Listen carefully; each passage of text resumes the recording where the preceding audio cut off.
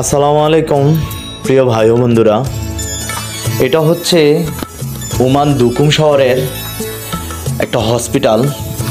আর এখানে আজকে আমার আসার উদ্দেশ্য হচ্ছে, আমি অনেক দিন যাবৎ আমার ডান হাতের কবজিতে অনেক ব্যথা অনুভব করতেছিলাম। তারপর এখানে আসার পর ডক্টর সাহেব এক্সরে করলো। এক্সরে করার পর দেখতে পেল যে আমার ডান হাতের কবজিতে একটু ফ্র্যাকচার হয়েছে। তো উনি দেখার পর কিছু মেডিসিন দিল, দেওয়ার পর বলল যে আপনার এটা স্ক্যান করতে হবে। আর দুকুমে স্ক্যান করার মতো ওই মেশিন নাই, তার কারণে আপনাকে মাসকাতে রেফার করলাম। তো মাসকাতে রেফার করলো উনি, হয়তো আমাকে 2-1 দিনের ভিতরে মাসকাতে যেতে হতে পারে। আর এখান থেকে আমার যেই ওই